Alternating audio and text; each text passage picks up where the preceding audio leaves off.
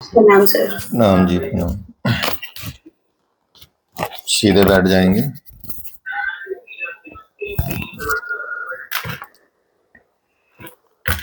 मंत्र बोलेंगे। ओम सहना भवतु। इनहेल। ओम सहना भवतु। सहनो भुनक्तु। सह वीर्यं करवावहै। तेजस्विनां वधीतमस्तु। मा विद्विषावहै। ओम शांति शांति शांति। Relax. Gently open your eyes. 13वां अध्याय चल रहा है, जिसको आप क्षेत्रज्ञ विभाग योग कहते हैं।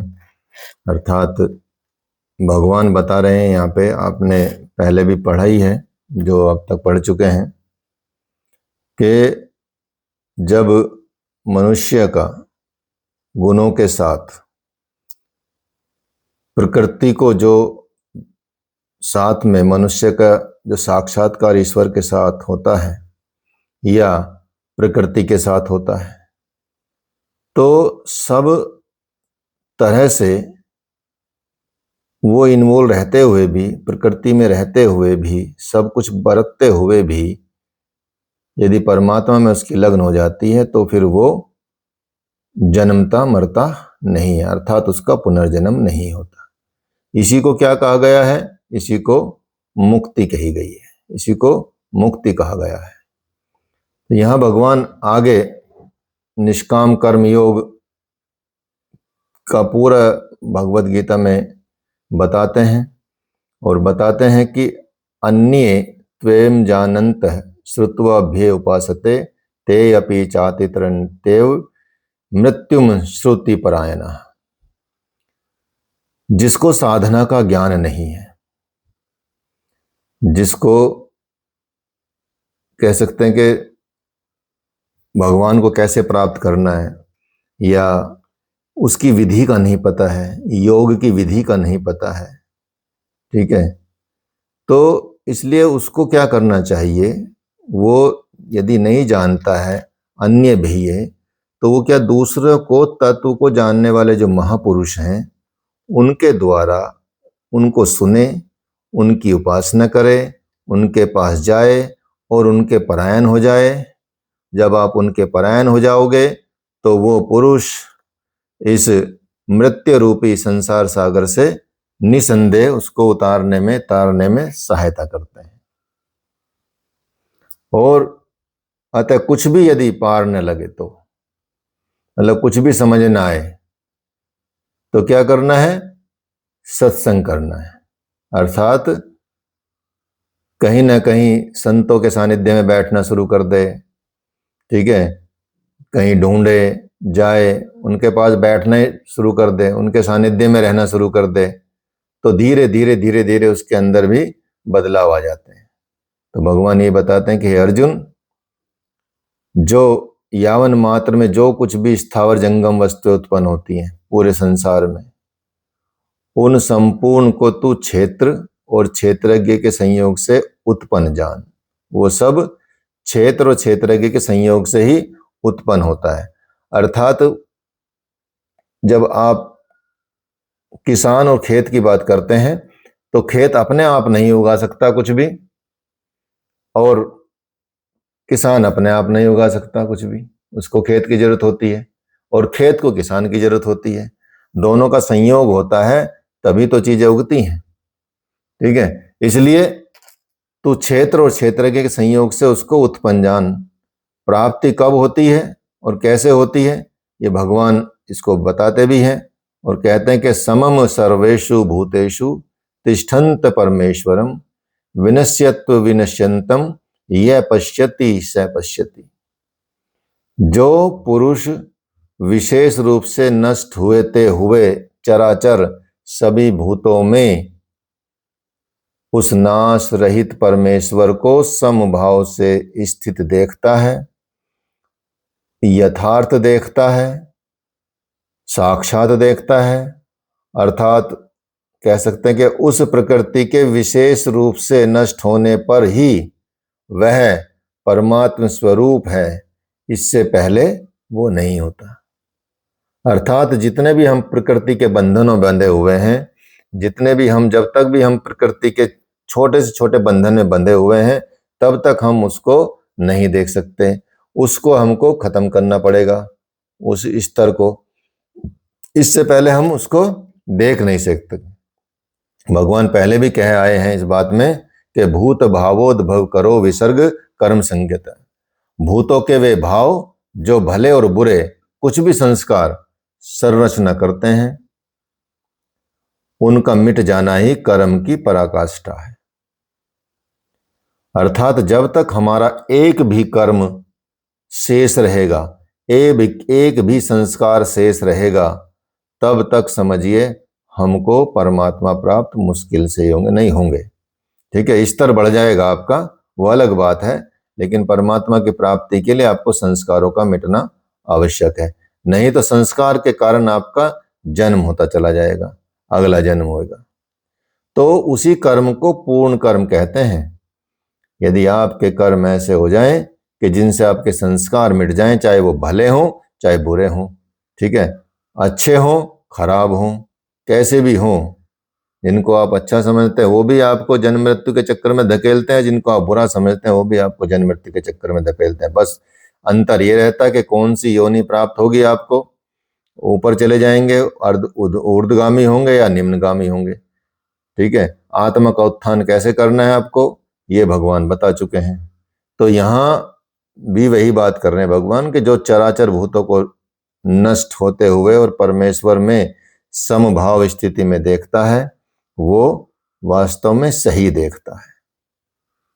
ठीक है, सम पश्यनि सर्वत्र समवस्थितिमीश्वरम न हिनस्त्यायम आत्मनम ततो याति पराम गतिम। क्योंकि वो पुरुष सर्वत्र समभाव में स्थित परमेश्वर को कैसा देखता, जैसा है वैसा ही देखता है, वैसा ही समान रूप से देखता है, और देखता हुआ अपने द्वारा स्वयं को नष्ट नहीं करता, क्योंकि जैसा था वैसा उसने देख लिया है, इसलिए वो परम गति को प्राप्त हो जाता है और वो प्राप्ति वाला पुरुष बन जाता है। अर्थात उसको प्राप्ति होने का कह सकते हैं कि एलिजिबिलिटी आ जाती है, योग्यता आ जाती है। प्राप्ति वाला पुरुष बनने का मतलब यही है। ठीक है, तो ऐसी कई संत, कई ऋषि, कई महर्षि के कई वृतांत हैं कि ये जन्म उनका प्राप्ति वाला जन्म है। ठीक है, या अगला जन्म उनका प्राप्ति वाला जन्म होगा, क्योंकि इस जन्म में कुछ अधूरा छूट गया है, तो अगला जन्म प्राप्ति वाला जन्म होगा।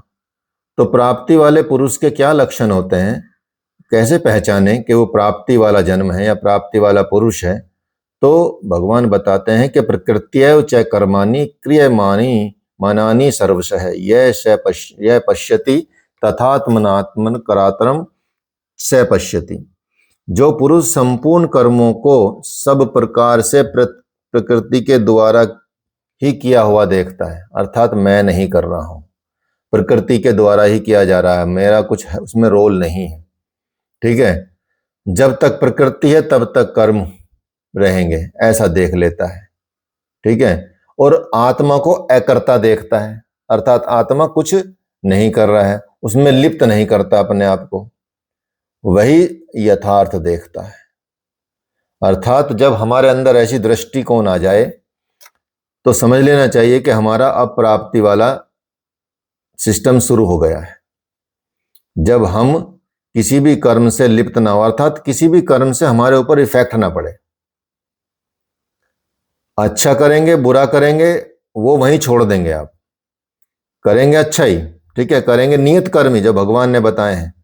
ठीक है, और यदि गलत कर्म भी कर हो रहा है आपसे जाने अनजाने, तो उसका प्रायश्चित करेंगे, क्षमा मांगेंगे, उसका अपने आप को दंड देंगे। ठीक है, चाहे किसी भी तरह से उसको वहां खत्म करेंगे, उसका सिस्टम वहां डिलीट करेंगे कंप्लीटली, और डिलीट करके नियत कर्म करते हुए, और नियत कर्म करने का मतलब यह है कि वो भगवान निष्काम कर्म को ही नियत कर्म बताते हैं। अर्थात जो शास्त्रों में भगवान ने बताए हैं उन कर्मों को करना और उनसे लिप्त ना होना, शुभ से भी अशुभ से भी, किसी से भी। और जब आप समझेंगे ये तो प्रकृति है, प्रकृति में 3 गुण हैं, सत्व है, रज है, तम है, उन्हीं के द्वारा जो हमारा नेचर डेवलप हुआ है, उन्हीं के द्वारा हमारे कृत्य डेवलप होते हैं। तो यदि हम ये समझ लेते हैं, यदि इतना हमको आभास होने लगता है और हम उसको अपना किया हुआ नहीं मानते हैं, ठीक है, तो अर्थात मन से हटा लेना है, किया हुआ तो सब आपके शरीर के द्वारा है, ठीक है, तो सजा भी आपके शरीर को मिलेगी। तो इसलिए यदि हम मन से उस चीज को त्याग देते हैं कि भाई ये कर्म हम इसमें लिप्त नहीं है, उसका हम पे इफेक्ट नहीं पड़ेगा, तो ऐसा सम अवस्था में देखने वाला पुरुष समझ लीजिए वो एक तरह से प्राप्ति वाला सिस्टम आपका शुरू हो गया है। आत्मा को अकर्ता देखना है, आत्मा को कर्ता नहीं समझना है। कर्ता तो कौन है, कैसे है, वो देखना है, आपको तो दृष्टा स्वरूप में स्थापित होना है, ठीक है। तो इसलिए भगवान बताते हैं जिस काल में मनुष्य भूतों के अलग अलग भावों को एक परमात्मा में प्रवाहित स्थित देखता है और उस परमात्मा से संपूर्ण भूतों का विस्तार देखता है, उस समय वह ब्रह्म को प्राप्त होता है।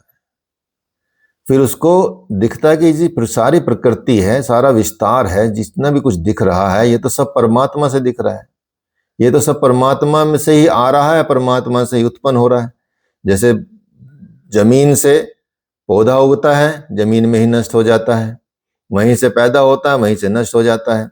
तो उसमें प्रकृति मतलब पृथ्वी तो निर्लिप्त रहती है, वो ऐसा नहीं कि वो उस पौधे की वजह से मतलब चीजें बदल जाएंगी, वो कुछ हो जाएगा, ऐसा नहीं।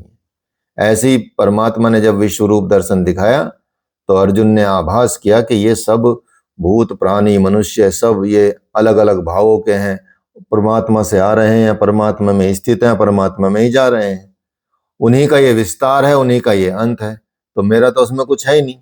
जब ऐसा देख लेता है, ऐसा समझ लेता है, उस वक्त वो ब्रह्म को प्राप्त करने की स्थिति में आ जाता है। और जिस क्षण ये अवस्था आ गई उसी क्षण समझो ब्रह्म को प्राप्त कर लिया। और ये लक्षण भगवान ने किसके कहे गए हैं?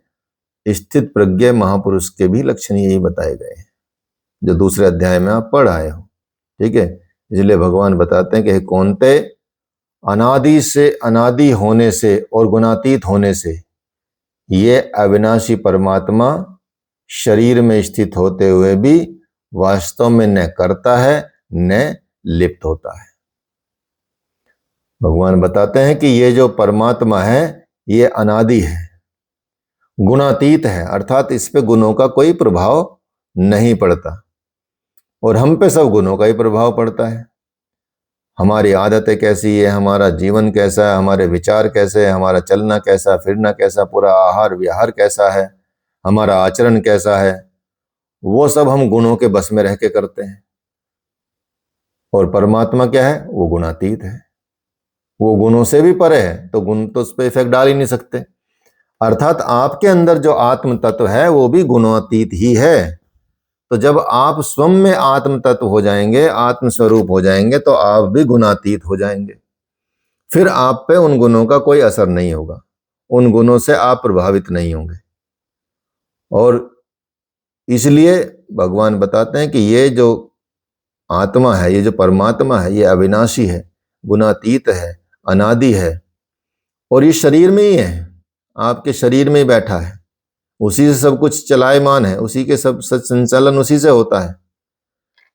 तो फिर भी ये वास्तव में न करता है न लिप्त होता है, ये न कर रहा है न किसी में लिप्त हो रहा है। यथा सर्वगतम सोक्षम दाकाशम नोपलिप्यते सर्वात्र विस्थितो देहे तथात्मता नोपलिप्यते, कि जिस तरह से सर्वत्र व्याप्त हुआ आकाश सूक्ष्म होने के कारण लिप्त नहीं होता, आकाश किसी में लिप्त नहीं होता, जबकि ये सूक्ष्म है, अति सूक्ष्म है। आकाश तत्व तो बहुत सूक्ष्म है, हर जगह मौजूद है, ठीक है। लेकिन ऐसा नहीं कि आपके बिगड़ने से आकाश बिगड़ जाएगा या किसी के कुछ होने से आकाश बिगड़ खत्म हो जाएगा, या वो शुरू हो जाएगा, या वो मतलब इस तरह से हो जाएगा। तो जिस तरह से चारों तरफ भगवान बता रहे हैं कि जैसे आकाश सूक्ष्म है और चारों तरफ फैला हुआ है, और और वो किसी में लिप्त नहीं होता, ठीक वैसे ही परमात्मा भी सर्वत्र फैला हुआ है और गुणातीत है।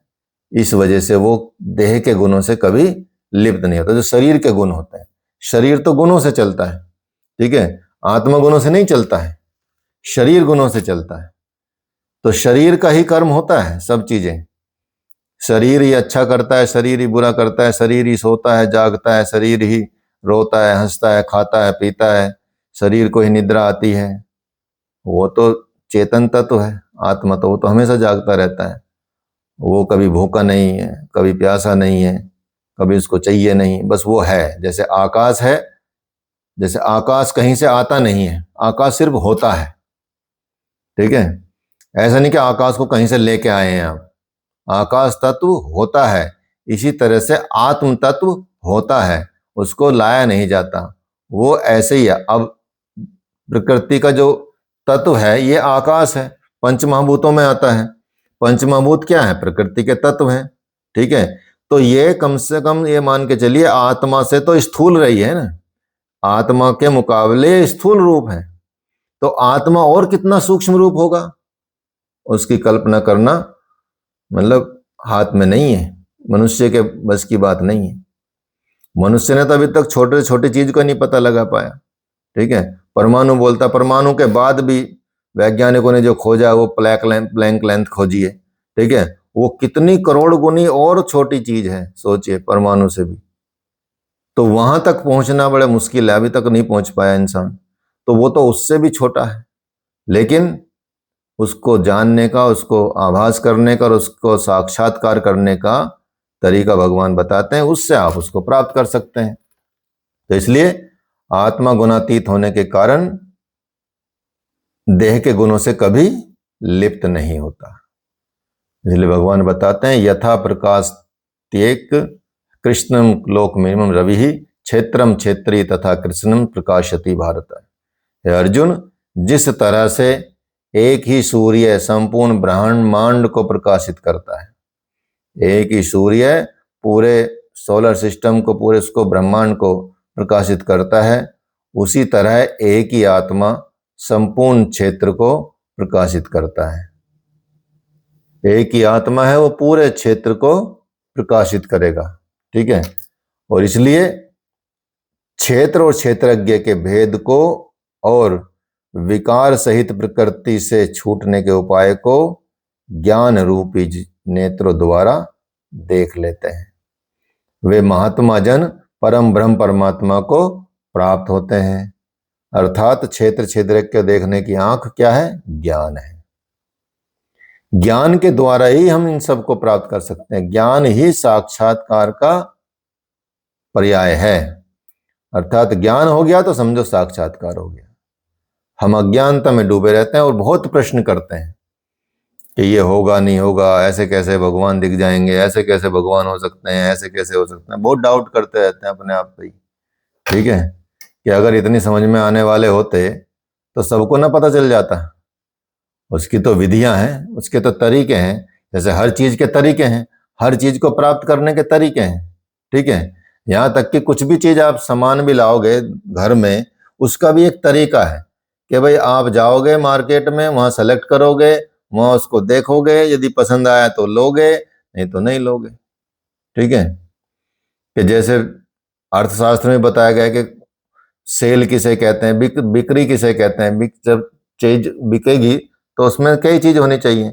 एक तो जो खरीदने वाला है या ग्राहक है, क्रेता है, उसका पहले मन होना चाहिए, इच्छा होनी चाहिए, ठीक है, कि वो उसको खरीदना चाहता है।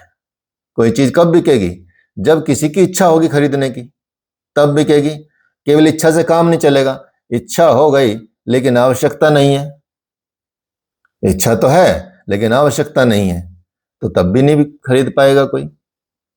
अब दोनों चीज हो गई, इच्छा भी हो गई, आवश्यकता भी हो गई, लेकिन आपके पास पैसा नहीं है, तब भी नहीं आप खरीद पाएंगे।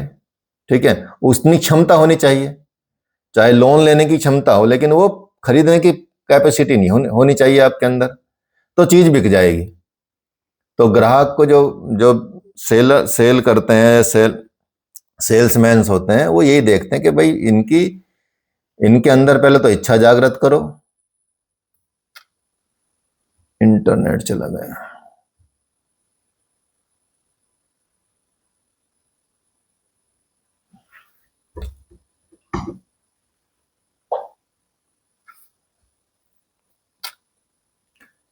ठीक है, तो यही देखते हैं कि पहले इच्छा जागृत करो, इच्छा जागृत करोगे तो फिर इनको आवश्यकता भी दर्शाओ, इनकी आवश्यकता दर्शाओगे तो फिर इनको ऑप्शन दोगे कैसा खर्च करना, भाई पैसा कहाँ से आना है, तो वो बेच डालते हैं चीजें। तो इसलिए यहाँ पे भी इसी तरह की एक तरह से बात कर सकते हैं कि क्षेत्र क्षेत्र का जो आंख है, जो ज्ञान की आंख है, जो ज्ञान है, वही उसी के द्वारा, उसी के माध्यम से आप उसको प्राप्त कर सकते हैं। तो विधि है भगवान को प्राप्त करने की, किसी भी चीज को प्राप्त करने की एक विधि होती है, एक तरीका होता है, एक सिस्टम होता है, उस सिस्टम से ही आप उसको प्राप्त कर सकते हैं।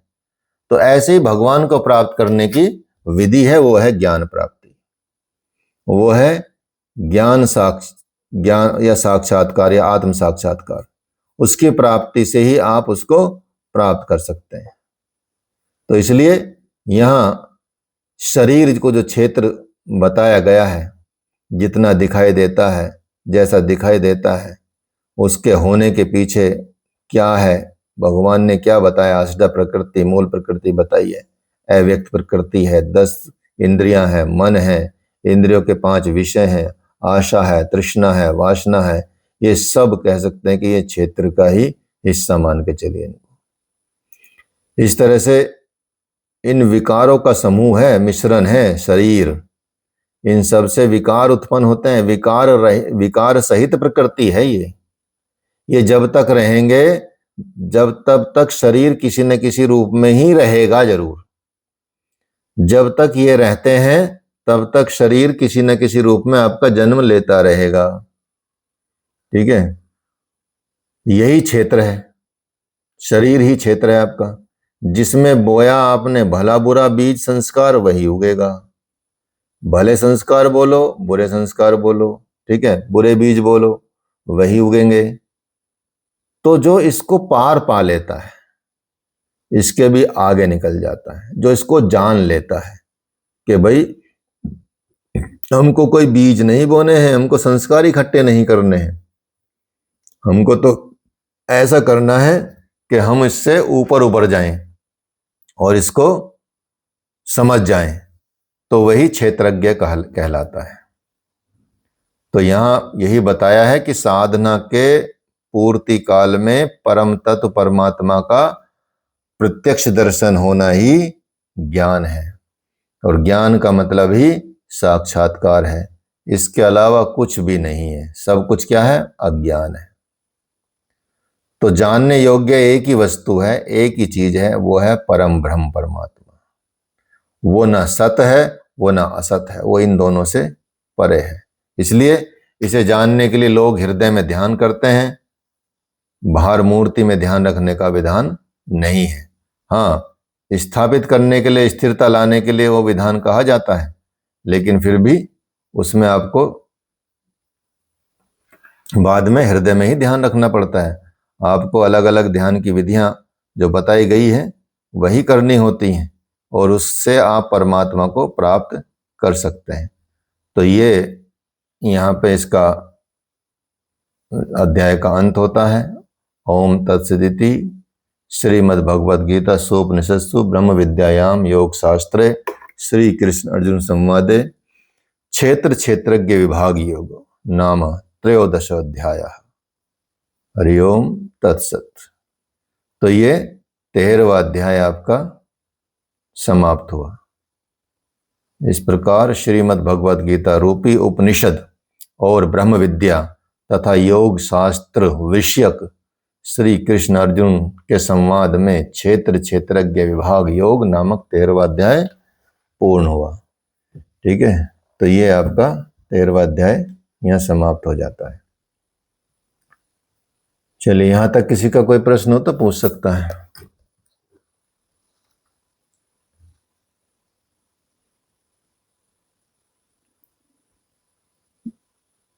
आपका क्षेत्र क्षेत्रज्ञ विभाग योग।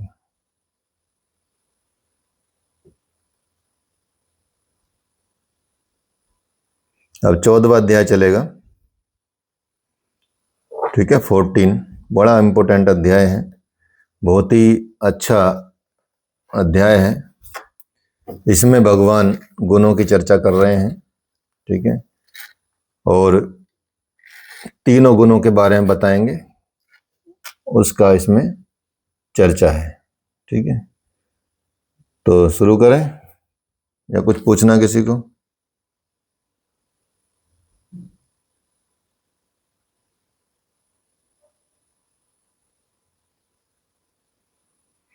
चलो बढ़िया है, फिर तो अच्छे समझदार लोग हो। खुद भी कष्ट नहीं लेते और हमको भी कष्ट नहीं देते। वाह वाह वाह, निर्लिप्त हो एकदम, किसी में लिप्त नहीं। अभी से कर्म जनरेट करने बंद कर दिए। ठीक है, मोक्ष जल्दी मिल जाएगा। ओम श्री परमात्मने नमः। अथ चतुर्दशो अध्यायः। तो आपने अब तक बहुत सारे अध्याय में भी समझ लिया है कि ज्ञान का बेसिकली स्पष्ट स्वरूप क्या है, उसको समझ लिया है। ठीक है, नियत कर्म क्या है उसको समझ लिया है। ऐसे ऐसे आपका उत्थान होता जाएगा और आप अपने कामनाओं का, संकल्पों का शमन करते चले जाएंगे, परमात्मा को जानते चले जाएंगे, उसकी प्रत्यक्ष अनुभूति करने की कोशिश करेंगे, और उस जब अनुभूति हो जाएगी तो उसी स्तर को हम ज्ञान कहेंगे। आत्मज्ञान में एक रस, एक स्थिति हो जाती है और हम उस तत्व को तत्व रूप से जान लेते हैं। अर्थ स्वरूप परमात्मा का हमको प्रत्यक्ष दर्शन का ज्ञान हो जाता है और क्षेत्र क्षेत्रज्ञ के भेद को हम समझ लेते हैं, वही ज्ञान है। ठीक है, ज्ञान का मतलब ये नहीं कि शास्त्रार्थ कर लेना, शास्त्रों का अध्ययन कर लेना, शास्त्रों को याद कर लेना, उसका मतलब ज्ञान होता है। ठीक है, समझ लेना ही, उसके तत्व को जान लेना ही बेसिकली ज्ञान है। तो अभ्यास की एक अवस्था है जहां आप ज्ञान उसको कह सकते हैं, जब वो अभ्यास के द्वारा आप उस तत्व को जान लेते हैं, वो तत्व आपके सामने विदित हो जाता है, परमात्मा का साक्षात्कार मिलने वाली आपको अनुभूति होने लगती है। जब ऐसी अनुभूति हो जाए तो उसको हम ज्ञान कहते हैं। इसके अलावा तो सब कुछ अज्ञान ही मान के चलिए, वो सिर्फ आपको संसार प्राप्त करा सकता। बाकी ज्ञान जो है, जिसको अध्यात्म में अज्ञान कहा जाता है। ठीक है, इसलिए अध्यात्म में अज्ञान ज्ञान अलग है, संसार में ज्ञान अलग है, दोनों चीजों में अंतर है। इस तरह से सब कुछ बता दिया भगवान ने। अब भगवान यहाँ जो उन ज्ञानों में भी परम उत्तम ज्ञान को भगवान बताते हैं कि उसको फिर मैं कहूंगा तेरे लिए। अब तक के जो ज्ञान बताए हैं उनको भी और एडवांस में करता हूं, या उसको भी और अच्छे से बताता हूं, उसकी कुछ कुछ चीजें रिपीट कराता हूं। ठीक है, शास्त्र सुचिंतित पुनि पुनि देखे, भली प्रकार से चिंतन किया हुआ शास्त्र भी बार बार देखना चाहिए। रामचरितमानस में लिखा गया है कि यदि आपने अच्छी प्रकार से अध्ययन भी कर लिया ना शास्त्र का, तब भी आपको बार बार उस शास्त्र को देखते रहना चाहिए, उसको पढ़ते रहना चाहिए। और इतना ही नहीं, जैसे जैसे आप साधना पथ पे आगे होंगे, अग्रसर होंगे, वैसे वैसे ही आप ईष्ट में प्रवेश पाते चले जाएंगे, अर्थात उसके अंदर आपका प्रवेश हो जाएगा भगवान के अंदर। वैसे वैसे ही ब्रह्म से अलग अलग नई नई अनुभूतियां आपको मिलने लगेंगी। और ये जानकारी कौन देते हैं? ये जानकारी वही देते हैं जो भगवान का स्मरण करते हैं, या ऐसे महापुरुष, ऐसे सिद्ध संत, ऐसे ऋषि मुनि जिन्होंने अनुभव किया है, उन्होंने तो सारी चीजें बताई हैं। हमको कैसे पता चलेंगी? और हमको विश्वास करना है तो उस रास्ते पे चलना पड़ेगा। ठीक है। दूसरा, कुछ ऐसे प्रमाण होते हैं जो मतलब सत्य को स्थापित करते हैं, तो उनकी बात माननी पड़ेगी, और आप बात मान के कीजिए। नहीं तो अब तक तो हजारों ऋषियों ने ऐसी चीजें की हैं, खंडन कर देते पहले से पहले ही। एक ने बताया, दूसरा खंडन कर देता है उसका, लेकिन सबको सेम अनुभव प्राप्त हुए, सबको सेम चीजें प्राप्त हो रही हैं। ठीक है। अर्थात इस चीज का कभी खंडन नहीं हुआ है।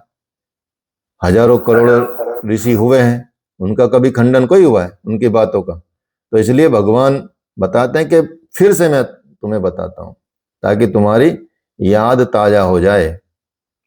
क्योंकि स्मृति एक ऐसा पटल है जिस पर संस्कारों का अंकन सदैव रहता है, और यदि साधक ईष्ट में प्रवेश दिलाने वाली जानकारी उसकी धूमिल पड़ती है, तो फिर उसको फिर दोबारा से याद करना पड़ता है, फिर उसको फिर अभ्यास करना पड़ता है। और यदि धूमिल पड़ गई तो फिर पर्दा ही पड़ गया, तो फिर तो विनाश का कारण बन जाता है। इसलिए साधक को क्या करना चाहिए? जब तक प्राप्ति नहीं होती, जब तक उसकी पूर्ति नहीं होती, ईश्वर की प्राप्ति नहीं होती, अर्थात पूर्ति पर्यंत, साधक को ईष्ट संबंधी जानकारी दोहराते रहना चाहिए, बार बार रिपीटेशन करते रहना चाहिए। इसलिए भगवत गीता के पाठ को करने का बार बार विधान है, श्री रामचरितमानस को पढ़ने का बार बार, पाठ करने का बार बार विधान है। सभी धार्मिक ग्रंथों को, सभी चीजों को बार बार पढ़ेंगे तो बार बार आपको नई नई चीजें, नई नई अनुभूति होने लगेंगी। परमात्मा स्वयं ही प्रकट होने लगेंगे आपके सामने, वो स्वयं ही आ जाएंगे। ठीक है। इसलिए बार बार उसको आप उसको दोहराते रहें। आज स्मृति जीवंत है, लेकिन आगे की अवस्था में प्रवेश मिलने के साथ वो अवस्था नहीं रह जाती, अगली अवस्था आ जाती है। इसलिए महाराज जी कहते हैं कि ब्रह्म विद्या का चिंतन रोज करो, रोज एक माला घुमाओ, रोज चिंतन करो। ठीक है। तो चिंतन करना है अंदर ही अंदर, बाहर की माला नहीं। ऐसा नहीं माला जपने बैठ गए, अंदर की माला जपनी है। जो आपने पढ़ा है, जो आपने सीखा है, जो आपने किया है, कितनी बढ़िया विधि बता रहे हैं सबके लिए। यहाँ तो चलो अध्यात्म के लिए बता रहे हैं, लेकिन जो संसार में जीना भी चाहते हैं, जो काम कर रहे हैं, उसको बार बार आप समझिए, बार बार चीजें कीजिए, उसमें बार बार प्रयास कीजिए, तो नई नई चीजें निकल के आएंगी। तो ये तो साधक के लिए बात बताई गई है, किंतु जो वास्तविक सद्गुरु होते हैं वो लगातार कंटिन्यूअस अपने शिष्य के पीछे पड़े रहते हैं, पीछे लगे रहते हैं, उससे कराते रहते हैं, कर भाई कर, ये बैठ, ये कर, ये काम कर, अब ये कर। ठीक है। उसकी आत्मा को जागृत करके ही छोड़ते हैं,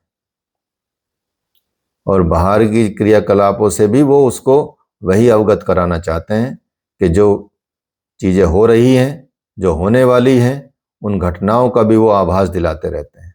तो सद्गुरु ऐसा करते हैं। ठीक है। मतलब उनको पता रहता कि अभी क्या घटना घटित होने वाली है, क्योंकि वो त्रिकाल दृष्टा बन जाते हैं, इतना ज्यादा चीजें हो जाती। ठीक है। ऐसे उदाहरण है अपने गुरुदेव का। तो एक संत से गुरुदेव ने क्या किया, वो अच्छे चालक थे, ड्राइवर थे। ठीक है। उनको बोला कि भाई ऐसा है, तू मेरे पैर दबा। तो रोज उनसे पैर दबाते रहे, कई कई घंटे तक पैर दबाते रहे, पैर दबाते रहे। अब सब जो शिष्य थे वो सोचने लगे कि यार गुरुदेव क्यों पैर दबाते हैं, इतना दर्द भी नहीं है इनको, फिर भी पैर दबा रहे हैं, बैठा के रखा हुआ है। ठीक है। पता नहीं गुरुदेव क्या चाह रहे हैं। तो बाद में जब वो कहीं गए, कुछ महीने बाद, 6 महीने बाद, उसके बाद तो उनका एक्सीडेंट हुआ। और भी संत थे उसमें, गाड़ी का एक्सीडेंट हुआ तकड़ा, ठीक है।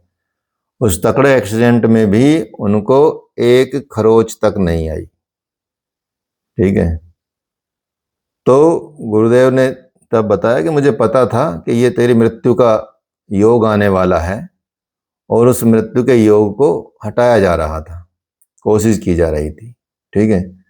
तो ऐसे वो सुरक्षा कर लेते हैं, उनको सब क्रियाकलापों की भविष्य घटना पता चलती, तो वो अवगत कराते हैं।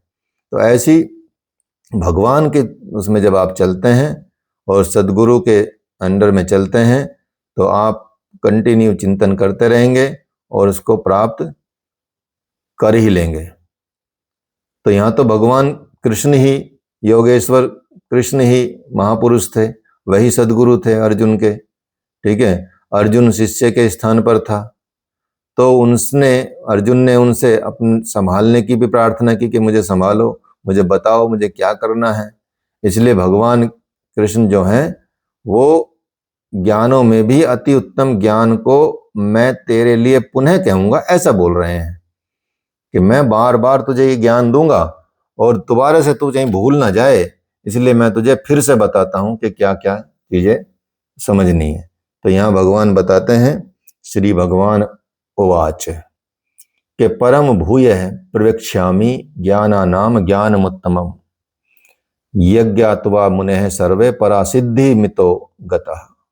अर्जुन, ज्ञानों में भी अति उत्तम ज्ञान, परम ज्ञान को मैं फिर से तेरे लिए कहने जा रहा हूं, जिसे मैं पहले भी कह चुका हूं, पीछे कह आया हूं, और जिसे जानकर सारे मुनिजन इस संसार से मुक्त होकर परम सिद्धि को प्राप्त होंगे।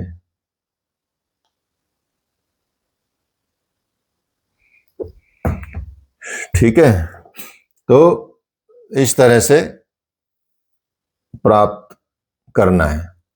तो भगवान बता रहे हैं कि ये जो ज्ञान है, और ज्ञानों में भी उत्तम ज्ञान जो है, परम ज्ञान है, वो मैं तुझे फिर से बता रहा हूं। और इस ज्ञान को जानकर जो सिद्ध लोग हैं, मुनि लोग भी हैं, जो साधक लोग भी हैं, इस संसार से मुक्त हो जाएंगे और परम सिद्धि को प्राप्त कर लेंगे। जिसके बाद, परम सिद्धि के बाद क्या होता है, जिसके बाद कुछ भी पाना शेष नहीं रहता है, ऐसा ज्ञान मैं तुम्हें देने जा रहा हूं। इदम ज्ञानम परश्रित्य मम साधर्म्यमागतः सर्गे अपि नोपजायन्ते प्रलय न व्यथन्ति च। तो इस ज्ञान का उपाश्रित्य, नजदीक से आश्रय लेकर, क्लोज होकर, ठीक है, क्रिया से चलकर, पास पहुंचकर मेरे स्वरूप को प्राप्त हुए लोग सृष्टि के आदि में पुनः जन्म नहीं लेते। यदि आपको ज्ञान प्राप्त करना है तो आप किसी संत का आश्रय लें, ज्ञान का आश्रय लें, वो भी ज्ञान स्वरूप ही होते हैं, ठीक है, ब्रह्म ज्ञानी होते हैं, ज्ञान स्वरूप होते हैं। वो जो क्रिया बताएं उस पे चलें, उनके अनुसार चलें और उनके अनुसार चल के मेरे स्वरूप को प्राप्त करें। और जो मेरे स्वरूप को प्राप्त कर लेते हैं तो सृष्टि में फिर कभी उनका पुनर्जन्म नहीं होता। और प्रलय काल में भी, अर्थात शरीर के अंत होते समय भी, वो कभी व्याकुल नहीं होते, परेशान नहीं होते, चिंतित नहीं होते। उनको तो लगता है कि बस अब बड़ी अच्छी घड़ी आ गई है मिलन की, अब तो परमात्मा से मिलने जा रहे हैं, तो वो सेलिब्रेट करते हैं उस चीज को।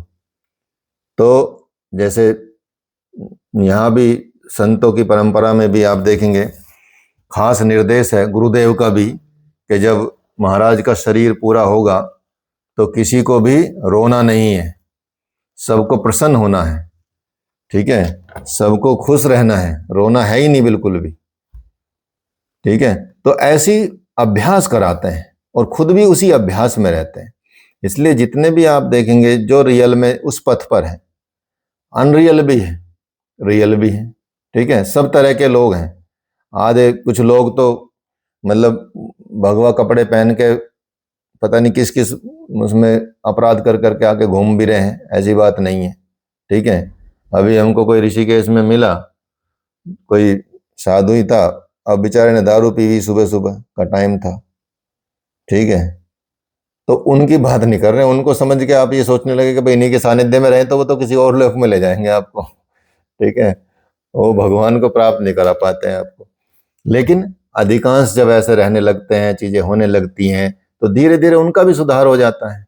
आज का सकामी, गुरुदेव बोलते हैं, आज का सकामी पुरुष कल का निष्कामी भी हो जाएगा, ठीक है, जब उसकी चीजें कंप्लीट होने लगेंगी धीरे धीरे, कोई बात नहीं, ठीक है। लेकिन दृढ़ निश्चय करके हमको उस पथ पे चलना पड़ता है, स्वतः ही ये पथ नहीं मिलता।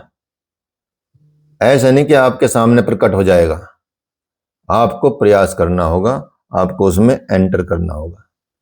इसलिए भगवान बोलते हैं कि उनका प्रलय काल में भी, शरीर के शांत होने पर भी, शरीर के अंत मतलब शरीर अंत पे भी उस समय भी वो व्याकुल नहीं होते। क्यों? क्योंकि महापुरुष के शरीर का अंत तो उसी दिन हो जाता है, कोई दिक्कत नहीं है, लेकिन वो स्वरूप को प्राप्त कर लेते हैं। शरीर का अंत तो 1000 बार होता है, एक बार कोई हुआ है? शरीर तो हजारों बार, हजारों आपके पीछे देखेंगे, आपको हजारों आपके माँ बाप मिलेंगे, हजारों आपके भाई बहन मिलेंगे, हजारों आपके पति पत्नी मिलेंगे, ठीक है, हजारों आपके पुत्र पुत्री मिलेंगे। पीछे देखोगे जाके तो कहाँ रोए हैं आप उनके लिए, कहाँ रो रहे हैं, कहाँ दुख हो रहा है? कोई दुख नहीं हो रहा है।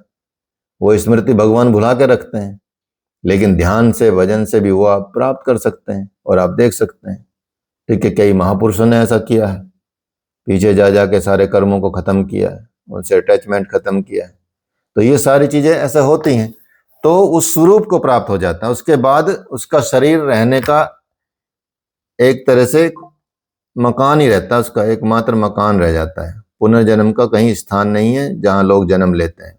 इसलिए भगवान कहते हैं कि हे अर्जुन, मेरी मद ब्रह्म अर्थात अष्टधा मूल प्रकृति और संपूर्ण भूतों की योनि, और उसमें मैं चेतन रूपी बीज को स्थापित करता हूं, और उस जड़ चेतन के संयोग से सभी भूतों की उत्पत्ति होती है।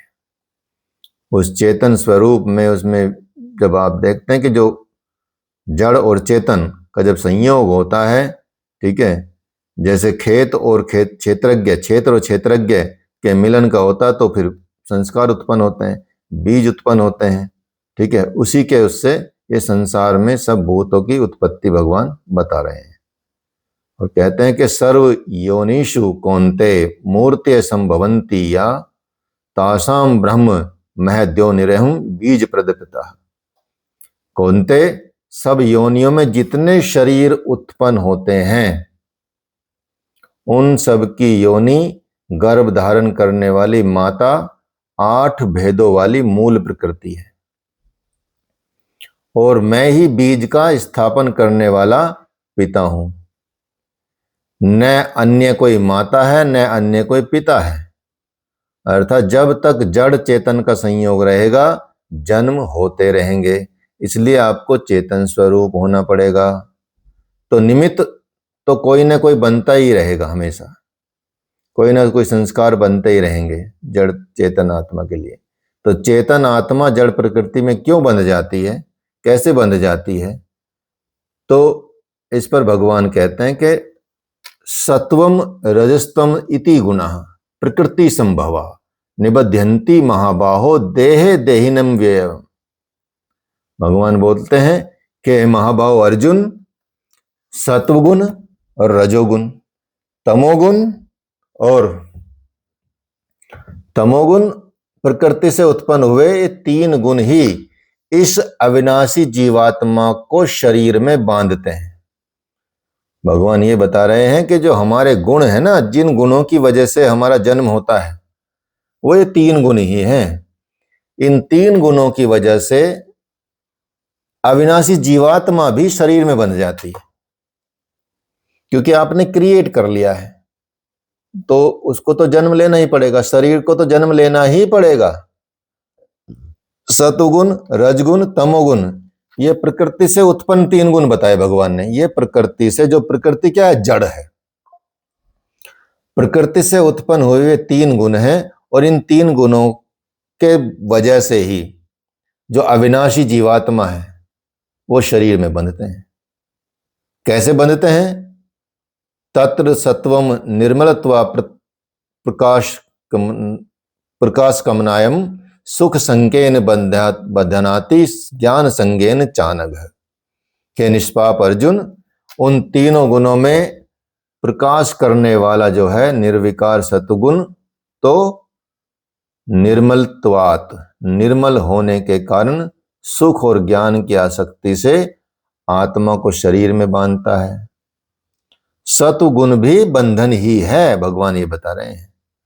अंतर इतना ही है केवल कि सुख एकमात्र परमात्मा में है और ज्ञान साक्षात्कार का नाम है। तो सतुगुणी तब तक बंधा है जब तक परमात्मा का साक्षात्कार नहीं होता। अर्थात उसको सतुगुण से ये बुद्धि आ जाती है, ये विवेक हो जाता है कि मैं अब उस परम सुख को प्राप्त करूंगा। तो सतुगुण भी भगवान बंधन ही बताते हैं कि तीनों गुणों में प्रकाश करने वाला, जो प्रकाश करने वाला, सतुगुण को प्रकाश करने वाला बताया गया, निर्विकार सतुगुण बताया गया है। ठीक है, उसकी वजह से, क्योंकि ये निर्मल तत्व है, एकदम प्योर तत्व है, प्रकाशमान तत्व है, निर्विकार तत्व है, इसकी वजह से सुख और ज्ञान की आसक्ति होती है मनुष्य को, और फिर उस सुख और ज्ञान की आसक्ति से आत्मा शरीर में बंधता है। तो भगवान बताते हैं सतुगुण भी तो बंधन ही है, बस अंतर यह है कि इस गुण के बंधन की वजह से इस परमात्मा के सुख की वो प्राप्त करना चाहता है, परमात्मा का साक्षात करना चाहता है। तो ये गुण ऐसा है, तो सत्व गुण में भी वो तब तक बंधा रहेगा जब तक उसको परमात्मा का साक्षात्कार नहीं हो जाता, इसलिए उसकी गति आगे बढ़ती है। इसलिए भगवान उसको सत्व गुण प्रधान के रूप में पैदा करते हैं। उसका शरीर जो जन्म लेगा वो सत्वगुण प्रधान होगा, वो शुरू से ही भक्त होगा, शुरू से ही वो मतलब कह सकते हैं कि सात्विक वृत्ति का होगा, शुरू से ही परमात्मा को चाहने वाला होगा। ऐसे बहुत लोग देखे आपने, ध्रुव देखे हैं, प्रहलाद देखे हैं, ठीक है, ऐसे और भी संत मुनि ऋषि सब देखे हैं जिनको बचपन से ही मतलब परमात्मा की लगन लगी हुई है। ठीक है, हमारे गुरुदेव शुरू बचपन से ही ऐसे हैं, वो 4-5 साल से ही ध्यान तप करते थे। ठीक है, तो ऐसा वो सतगुण से ही संपन्न भेजते हैं भगवान। फिर ऐसा नहीं कि उनको पहले राजगुण राजोगुण हटाना है, ये कुछ करना है, वो कुछ करना है, उसकी जरूरत नहीं पड़ती। तो फिर आगे बताते हैं भगवान के रजो रागात्मकम विद्धि तृष्णा संगम समुद्भवम तन्नी बध्यानाति कौन्ते कर्म संगेन देहिनम। फिर बताते हैं भगवान, हे अर्जुन, राग का जीता जागता स्वरूप क्या है? रजोगुण है। आपको किसी चीज में राग होएगा तो रजोगुण का गुण है। राग का जीता जागता स्वरूप बता रहे भगवान, ये रजोगुण है, रजोगुण ही राग है। राग मतलब इच्छा करना, चीजों की इच्छा करना, ऐश्वर्य की इच्छा करना, लग्जरी चाहिए हमको, अच्छी चीजें चाहिए, ठीक है, वो है। तो उसे तो कर्म संगेन, कामना और आसक्ति से उत्पन्न जान। तो रजोगुण क्या है? राग का अपना एक जीता जागता स्वरूप है, जीता जागता कह सकते हैं कि सिस्टम है, वही है कंप्लीटली। और वो क्या क्रिएट करता है? कामना क्रिएट करता है, आसक्ति को उत्पन्न करता है, कामना को उत्पन्न करता है, आसक्ति को उत्पन्न करता है, महत्वाकांक्षी बनाता है आपको। तो वो जीवात्मा को कर्म और उसके फल में आसक्ति में बांध देता है। रजोगुण जो है आपको, आपकी जीवात्मा को कर्म के और उसके फल की आसक्ति में, आप कर्म करेंगे उसका फल चाहिए, ठीक है, चाहिए ही चाहिए, ठीक है, तो वह कर्म में प्रवृत्ति देता है। इसलिए भगवान बताते हैं कि तमस्त्वत ज्ञानम ज्ञानजम विद्धि मोहनम सर्वदेही नाम प्रमादालस्य निद्राभिष्टि बंदिनाथ भारत। कि अर्जुन, समस्त देहधारियों को मोहने वाले तमोगुण को तू अज्ञान से उत्पन्न जान।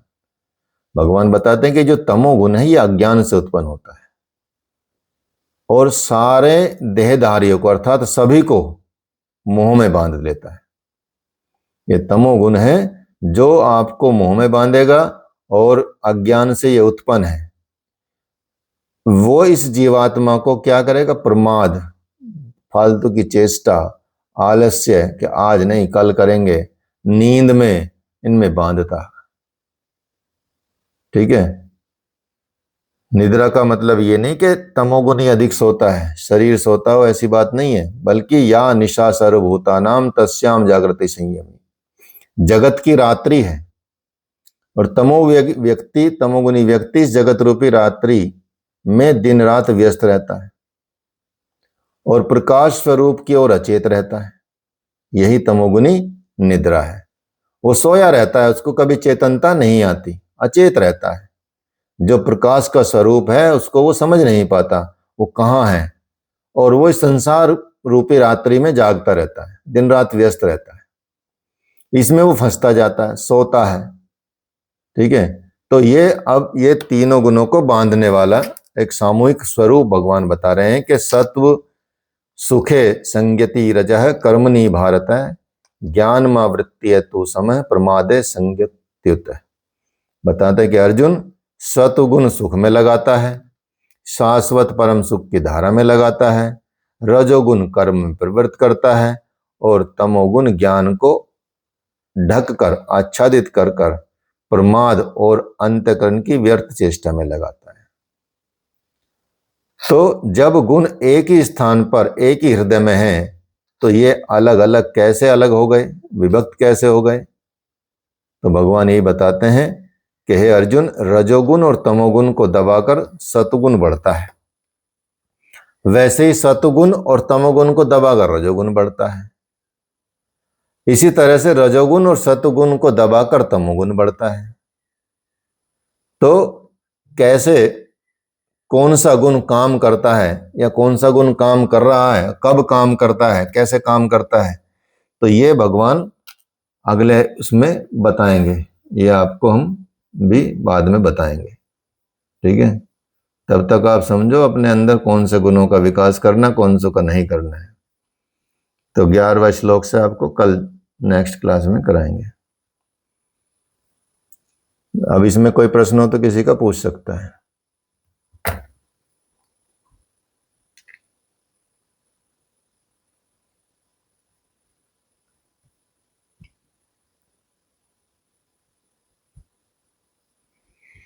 कंप्लीट होने वाला है आपका।